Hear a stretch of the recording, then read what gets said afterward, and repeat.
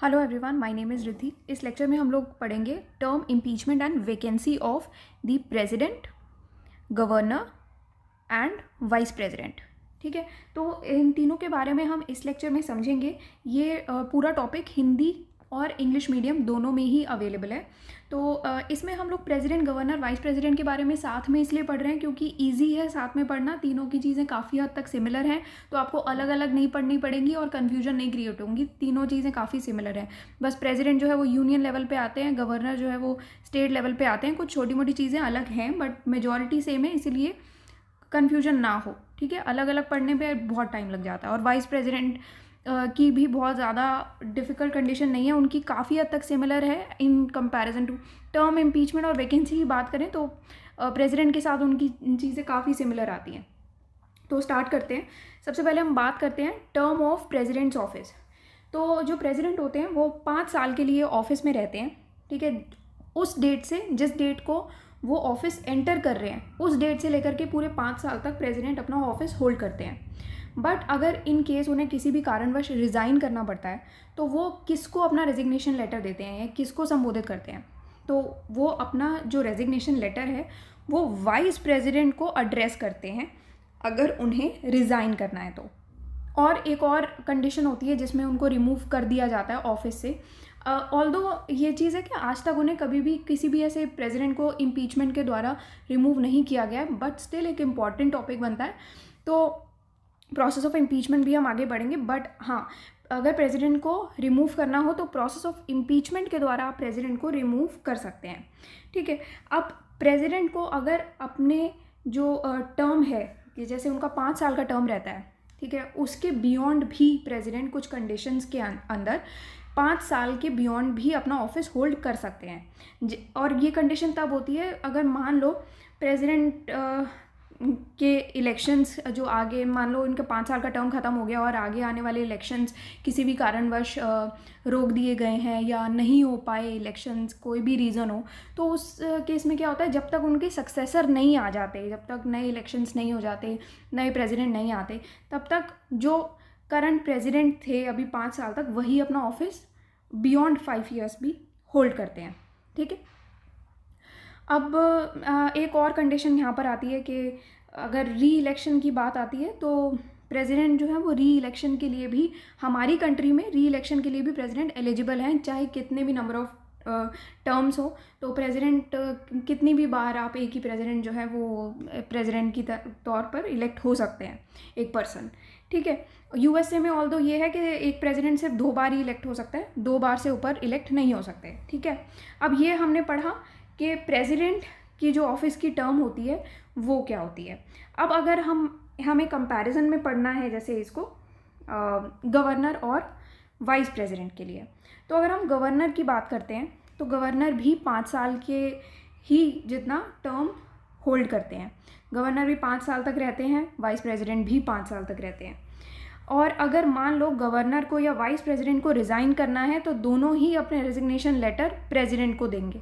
President vice president को दे रहे हैं, पर गवर्नर और वाइस प्रेसिडेंट दोनों ही अपने रेजिग्नेशन लेटर प्रेसिडेंट को एड्रेस करेंगे।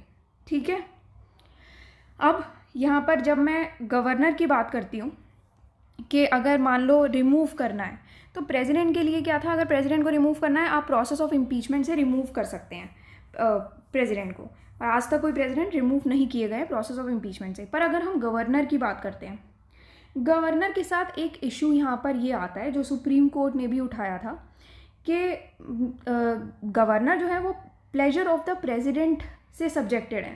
ठीक है, जैसे अगर 5 साल के लिए भी गवर्नर अगर अपना ऑफिस होल्ड करते हैं, वो 5 साल में भी governor is subject to the pleasure of the president. मतलब कि जब तक प्रेसिडेंट चाहें तभी तक गवर्नर जो है वो पावर में रह सकते हैं।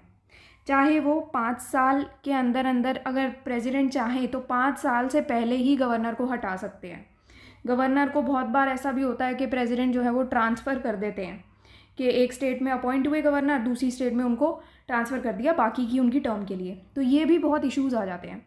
तो यहाँ पर हुआ क्या था बेसिकली अगर गवर्नर को हटाना भी है तो वो प्रेसिडेंट को एड्रेस करते हैं, अपना रेजिग्नेशन लेते हैं। तो पूरा पूरा क्या होता है ना, गवर्नर की पोस्ट आप समझ सकते हो प्रेसिडेंट चला रहे हैं अभी वो चीज़, क्योंकि प्रेसिडेंट के हाथ में काफ़ी पावर आती है गवर्नर के को हटाने वाली।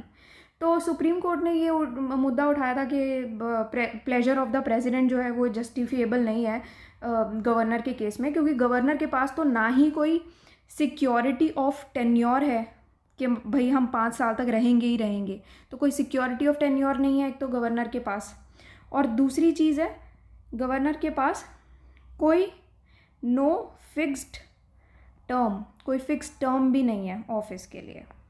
तो ये दोनों ही चीज़ें थोड़ी सी जस्टिशिएबल नहीं मानी गई है, ठीक है।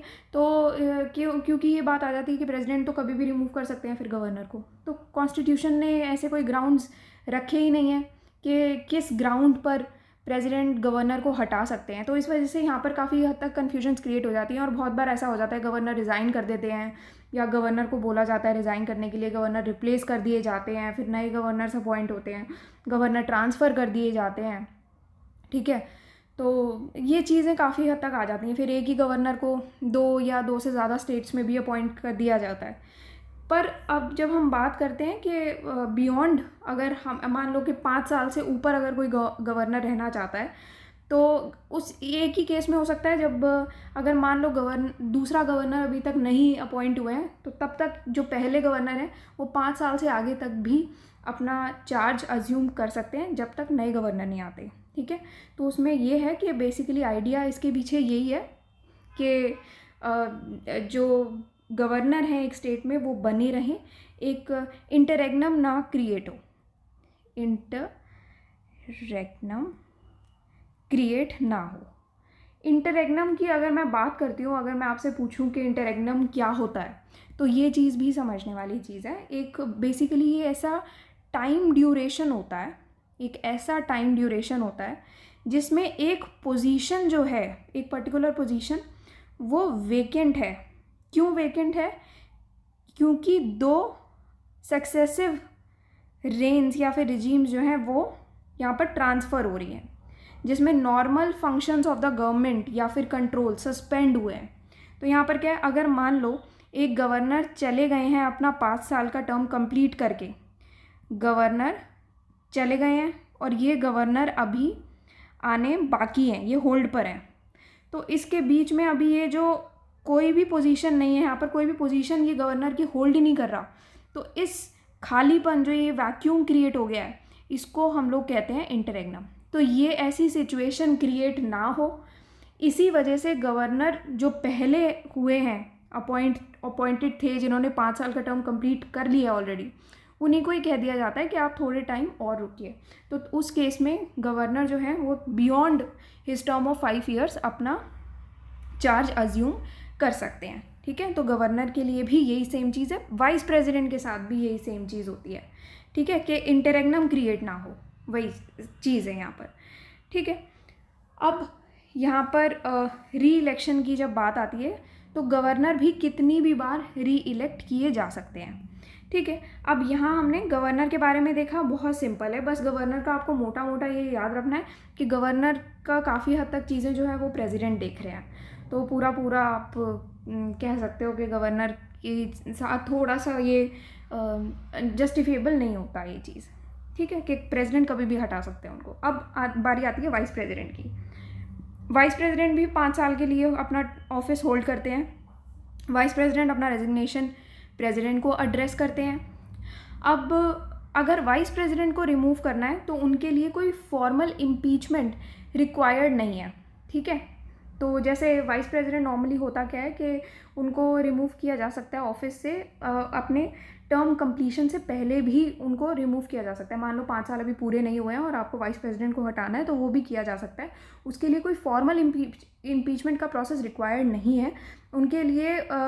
कैसे उनको रिमूव किया जा सकता है ये हम आगे एक बार समझ लेंगे, जहाँ पर उनके जब हम प्रेसिडेंट के बारे में पढ़ेंगे उन्हीं के साथ हम लोग ये समझ लेंगे उनको कैसे रिमूव किया जा सकता है, ठीक है। बेसिकली लोकसभा और राज्यसभा का इन्वॉल्वमेंट इसमें रहता है, जिसमें मेजॉरिटी ऑफ राज्यसभा जो है वो उनके द्वारा ये रेजोल्यूशन पास किया जाता है कि जितने भी राज्यसभा के मेंबर्स हैं, अभी समझ लेते हैं। राज्यसभा के जितने भी मेंबर्स हैं, राज्यसभा के मेंबर्स, ठीक है, इनकी जो मेजॉरिटी है ये एक रेजोल्यूशन पास करती है, ठीक है, जो कि लोकसभा में जाता है और लोकसभा अग्री करती है, ठीक है।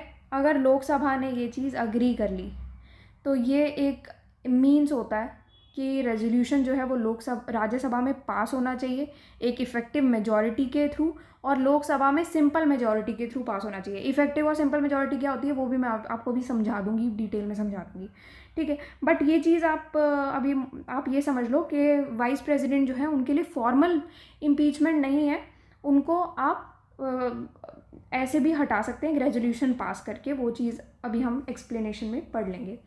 नेक्स्ट चीज़ आती है कि वाइस प्रेसिडेंट भी अपना ऑफिस जो है 5 साल के बियॉन्ड होल्ड कर सकते हैं जब तक उनका चार्ज सक्सेसर जो है उनके जब तक अपना चार्ज अज्यूम नहीं करते, ठीक है। और कितनी भी बार वाइस प्रेसिडेंट जो है वो इलेक्ट हो सकते हैं दोबारा अपने ऑफिस के लिए, तो ऐसा कुछ नहीं है कि दोबारा री इलेक्शन में वही सेम पर्सन खड़े नहीं हो सकते, ऐसा कुछ नहीं है, ठीक है। और कितनी भी बार वो इलेक्ट हो सकते हैं। अब नेक्स्ट चीज़ आती है इम्पीचमेंट ऑफ प्रेसिडेंट। यहीं पर साथ में हम लोग पढ़ लेंगे कि वाइस प्रेसिडेंट के लिए क्या रिक्वायरमेंट है। तो प्रेसिडेंट को अगर हमें रिमूव करना है अगर अपने ऑफिस से, तो एक कंडीशन होती है इम्पीचमेंट ऑफ द प्रेसिडेंट। अब यहाँ पर क्या होता है, यहाँ पर एक कंडीशन लगाई हुई है कि अगर आपको प्रेसिडेंट को रिमूव करना है इम्पीचमेंट के प्रोसेस से, तो आप वायलेशन ऑफ कॉन्स्टिट्यूशन के ग्राउंड पर कर सकते हो, ठीक है। अब ये वर्ड तो मेंशन कर दिया, वायलेशन ऑफ द कॉन्स्टिट्यूशन के ग्राउंड पर आप हटा सकते हो, बट जब हम कॉन्स्टिट्यूशन की बात करते हैं तो कॉन्स्टिट्यूशन ने ये जो वर्ड है, ये जो फ्रेज़ है वायलेशन ऑफ द कॉन्स्टिट्यूशन, ये डिफाइन ही नहीं कर रखा, ठीक है। तो यहाँ पर एक गैप आ जाता है। अब नेक्स्ट चीज़ है, जब भी इम्पीचमेंट चार्जेस की बात आती है, ठीक है, तो इम्पीचमेंट चार्जेस कोई भी इनिशिएट कर सकता है, चाहे वो राज्यसभा हो चाहे वो लोकसभा हो, कोई भी प्रेसिडेंट के अगेंस्ट चार्जेस इनिशिएट शुरुआत उसकी कर सकता है, इनिशिएट कर सकता है।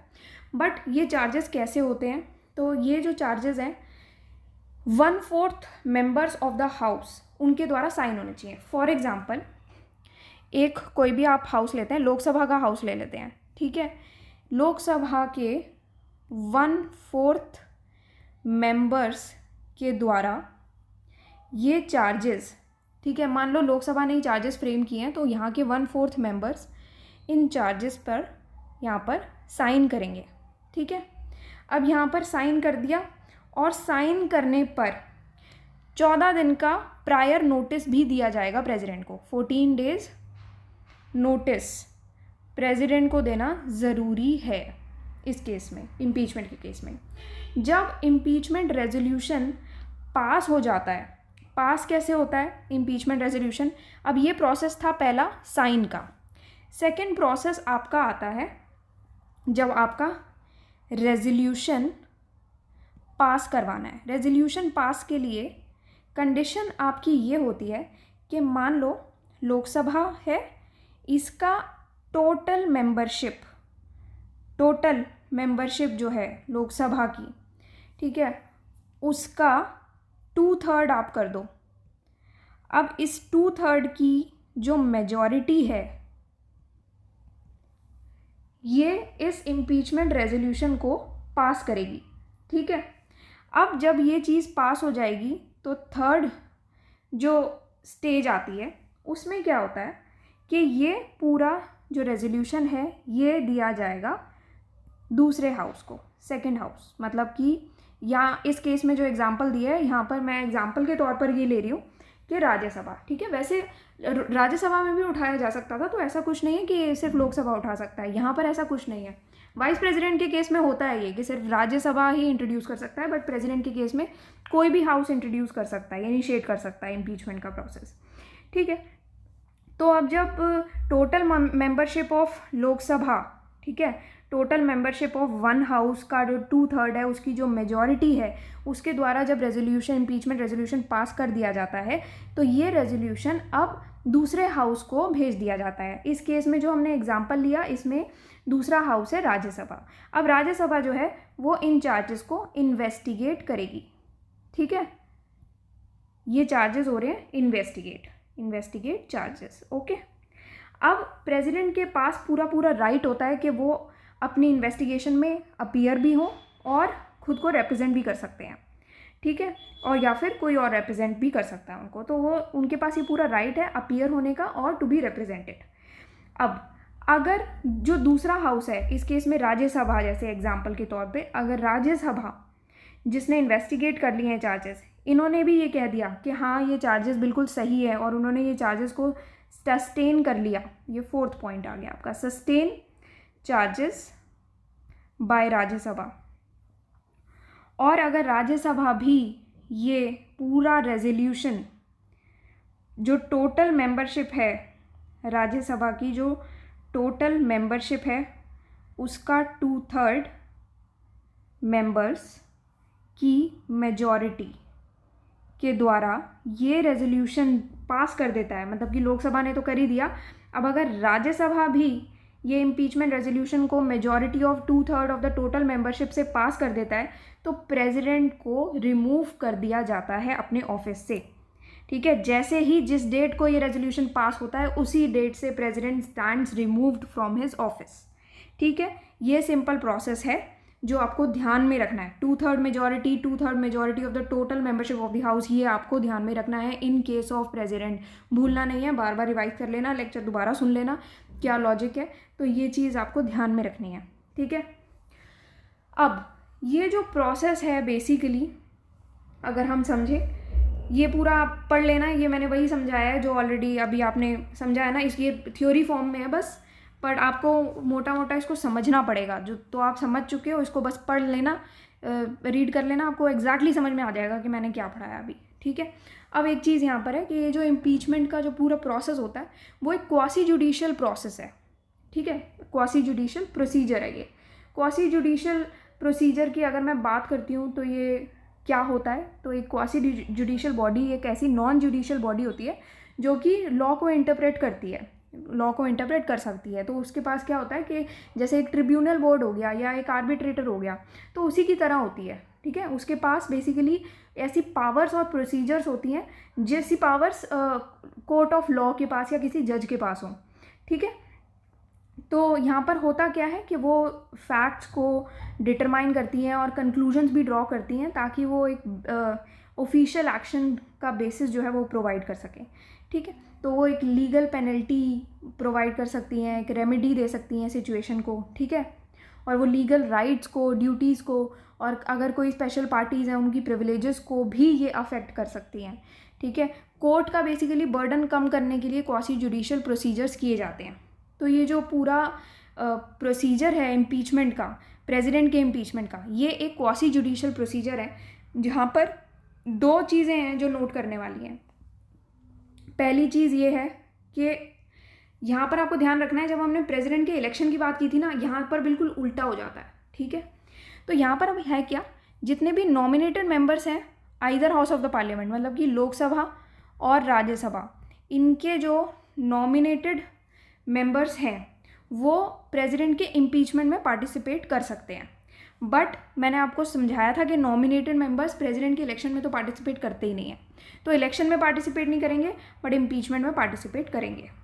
नेक्स्ट चीज़, अब जो इलेक्टेड मेंबर्स हैं legislative assemblies of the states और union territories Delhi and Puducherry, ये तो मैंने आपको बताया था ये पार्टिसिपेट करते हैं इलेक्शन में प्रेसिडेंट के, बट ये प्रेसिडेंट के इम्पीचमेंट में पार्टिसिपेट नहीं करेंगे, ठीक है, बट इलेक्शन में पार्टिसिपेट करते हैं। ऑल्दो आज तक कोई भी प्रेसिडेंट इम्पीच नहीं किए गए हैं, ठीक है। अब वैकेंसी ऑफ प्रेसिडेंट समझने से पहले यहाँ पर हम लोग गवर्नर और वाइस प्रेसिडेंट के बारे में भी देख लेते हैं। तो अगर आपको इम्पीच करना है वाइस प्रेसिडेंट को, ठीक है, या गवर्नर को, तो गवर्नर के लिए कोई, गवर्नर और वाइस प्रेसिडेंट दोनों के लिए कोई फॉर्मल ग्राउंड मेंशन नहीं किया गया कि कैसे आप इम्पीच कर सकते हो, बट हाँ वाइस प्रेसिडेंट के लिए एक चीज़ और मेंशन की गई है कि जैसे यहाँ पर इम्पीच किया हमने प्रेसिडेंट के लिए, तो वाइस प्रेसिडेंट की इम्पीचमेंट कैसे होती है वो भी हम एक बार देख लेते हैं। अब जब भी वाइस प्रेसिडेंट को हमें रिमूव करना है, ठीक है, रिमूवल ऑफ वाइस प्रेसिडेंट को अगर हम रिमूव करना चाहते हैं तो उनके लिए कोई भी फॉर्मल इम्पीचमेंट की कोई ज़रूरत नहीं होती। उनको एक रेजोल्यूशन के द्वारा रिमूव किया जा सकता है। ठीक है, अब रेजोल्यूशन इनिशिएट कौन करेगा? तो राज्यसभा में ही ये इनिशिएट हो सकता है, सिर्फ राज्यसभा में ही हो सकता है, लोकसभा में नहीं हो सकता। ठीक है, तो जितने भी मेजॉरिटी मेंबर्स हैं राज्यसभा के, वो ये रेजोल्यूशन पास करते हैं और लोकसभा अग्री करती है। अब होता क्या है यहाँ पर, किस तरीके से चलता है, वो मैं आपको बता देती हूँ। ठीक है, राज्यसभा में एक इफ़ेक्टिव मेजॉरिटी के थ्रू ये जो पूरा रेजोल्यूशन है वो पास होना चाहिए। ठीक है, सबसे पहली चीज़ ये आती है। ठीक है, अब यहाँ पर होता क्या है, उसके बाद ये जाता है सेकंड पॉइंट। ठीक है, ये सेकंड स्टेज आती है जहाँ पर ये रेजोल्यूशन जाता है लोकसभा में, और लोकसभा में ये रेजोल्यूशन पास होना चाहिए बाय सिंपल मेजॉरिटी। तो लोकसभा में ये रेजोल्यूशन सिंपल मेजॉरिटी के थ्रू पास होना चाहिए। ठीक है, अब यहाँ पर ये देखना आपके लिए ज़रूरी है कि इफ़ेक्टिव मेजॉरिटी जो है इंडिया में सिर्फ एक स्पेशल मेजॉरिटी का ही टाइप है, कोई कुछ अलग नहीं है। ठीक है, तो यहाँ पर होता क्या है कि एक रेजोल्यूशन जो है वो एक चीज़ जो आपको बहुत अच्छे से ध्यान रखनी है और वाइस प्रेसिडेंट के केस में बिल्कुल नहीं भूलनी है, वो ये है कि ये रेजोल्यूशन सिर्फ और सिर्फ ओनली इन राज्यसभा, सिर्फ और सिर्फ राज्यसभा में ही इंट्रोड्यूस हो सकता है और कहीं भी ये इंट्रोड्यूस नहीं हो सकता। ठीक है, लोकसभा में इंट्रोड्यूस नहीं हो सकता। ठीक है, और ये आपको प्राय वही सेम चीज़ जो प्रेसिडेंट के लिए हमने पढ़ी थी, आप 14 डेज़ का आपको एडवांस नोटिस यहाँ पर वाइस प्रेसिडेंट को भी देना पड़ेगा अगर आपको उनको हटाना है तो। ठीक है, ऑल्दो कॉन्स्टिट्यूशन में उनके रिमूवल के लिए कोई भी ग्राउंड मेंशन नहीं है। अब हम ये देख लेते हैं कि ये जो राज्यसभा में इफ़ेक्टिव मेजॉरिटी के थ्रू पास होना चाहिए, तो इफ़ेक्टिव मेजॉरिटी होती क्या है?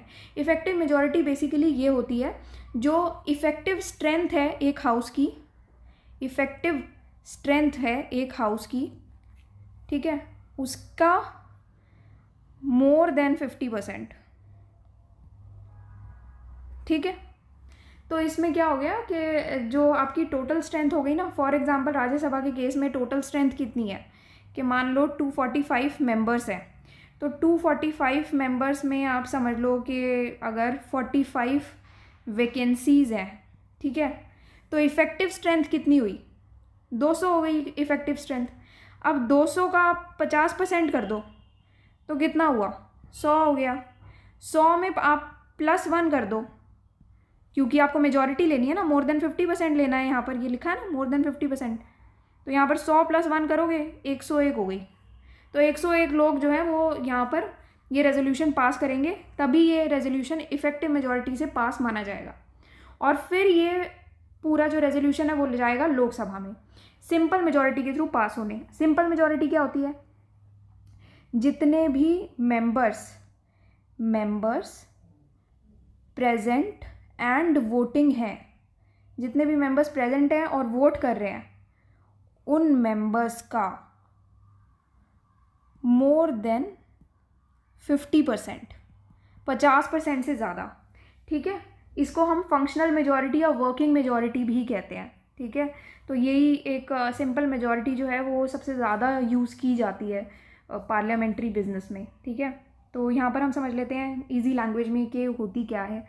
तो अगर हम एक नॉर्मल सी एग्जांपल लेते हैं कि for example total strength Lok Sabha की हो गई आपकी 545 मेंबर्स में से मान लो आप 45 मेंबर्स जो हैं वो तो एब्सेंट हो गए, और दूसरी चीज़ आपने मानी 100 मेंबर्स ऐसे हो गए जिन्होंने कहा, जो कि एब्सटेन्ड फ्रॉम वोटिंग है, जो कि वोट ही नहीं कर रहे, उन्होंने वोटिंग से दूर रह रहे हैं। ठीक है, तो यहाँ पर इफ़ेक्टिव आपकी अभी स्ट्रेंथ टोटल जो है, जो प्रेजेंट भी हैं, यहाँ से आप 45 मेंबर्स हटा दो, ठीक है, 100 मेंबर और हटा दो, वोट नहीं कर रहे।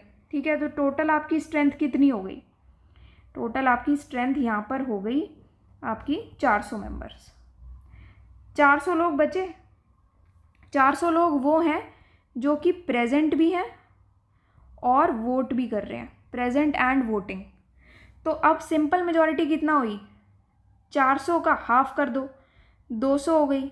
200 में +1 कर दो, 50% हो गया ना, 400 का 50% 200, 200 में +1 कर दो तो 201 आपकी सिंपल मेजॉरिटी हो गई। ठीक है, तो जब 201 लोग यहाँ पर पास कर देंगे तो लोकसभा में भी ये रेजोल्यूशन पास हो जाएगा और वाइस प्रेसिडेंट जो है वो रिमूव कर दिए जाएंगे।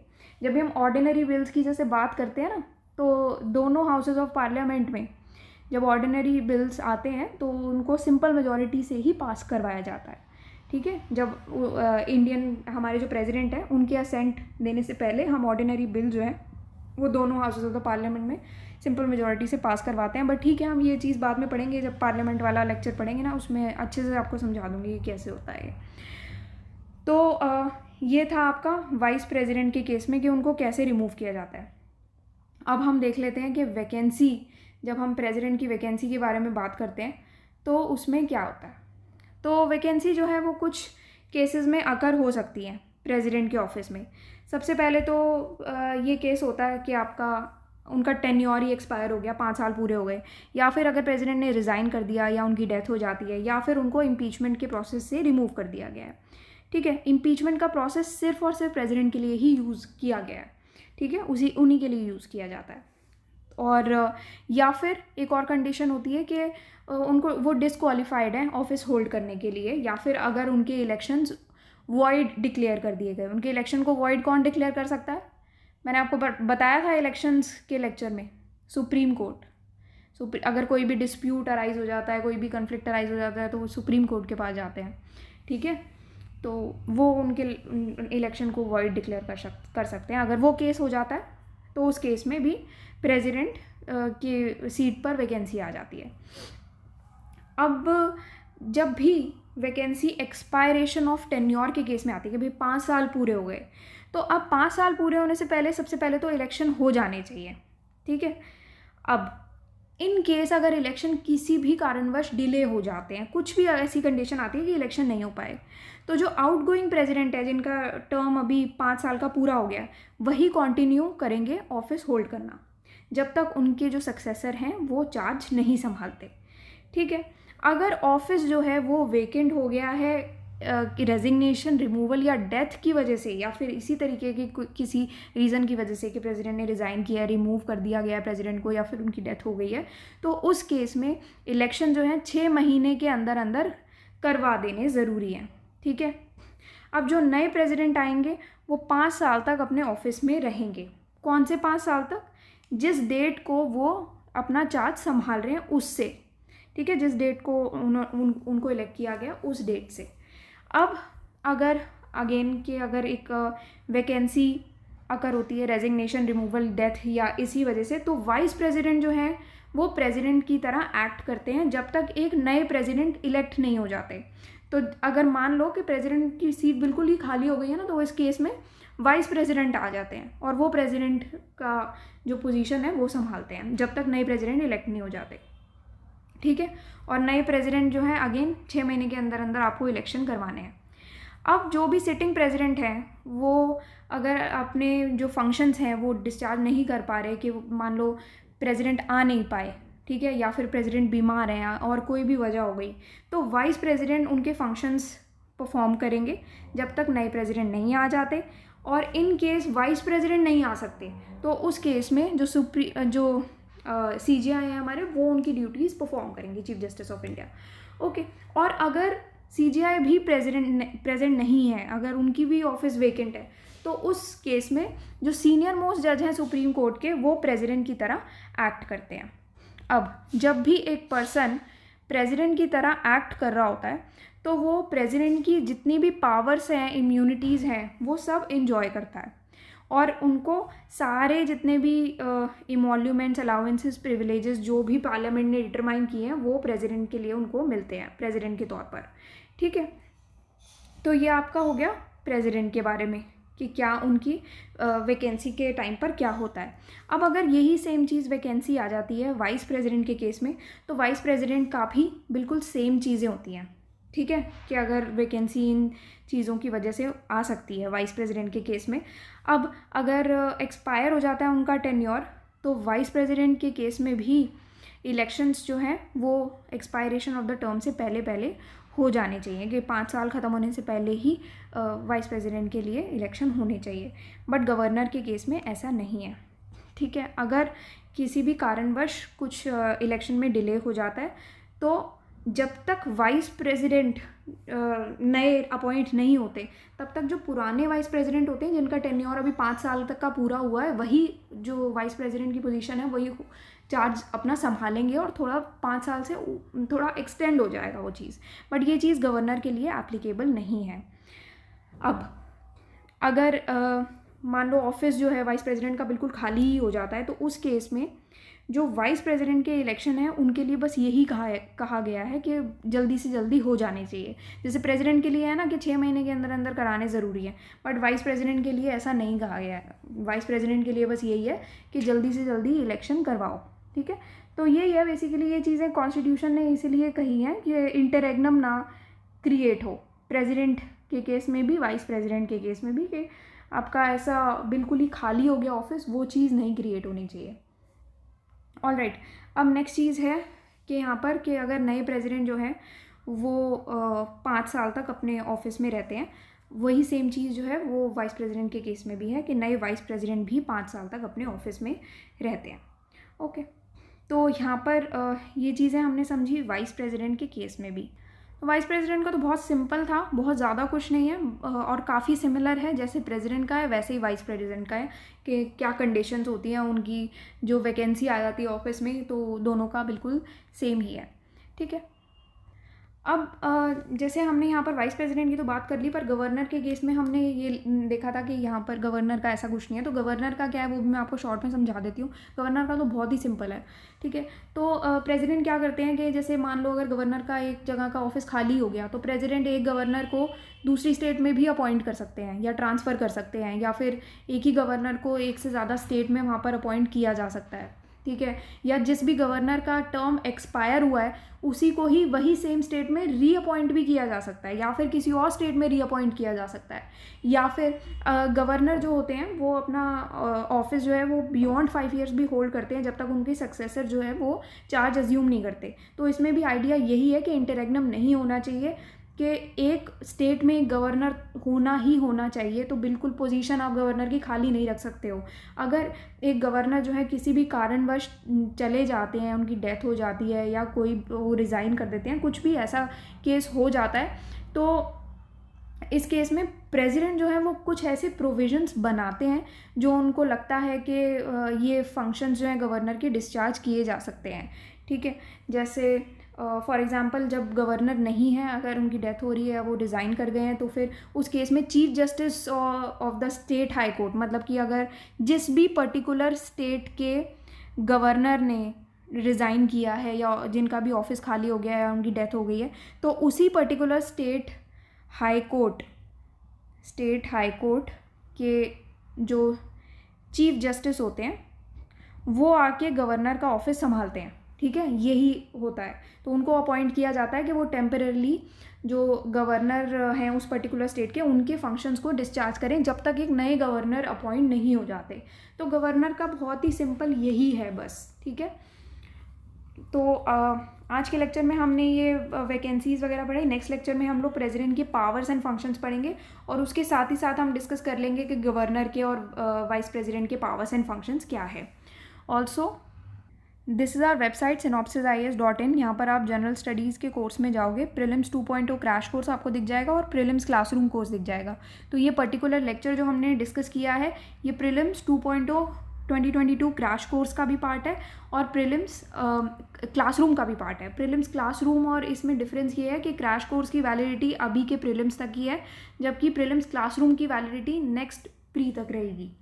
ऑलराइट, सो यहाँ से आप डिटेल्स देख सकते हैं। So that's all for today and thank you for watching the lecture.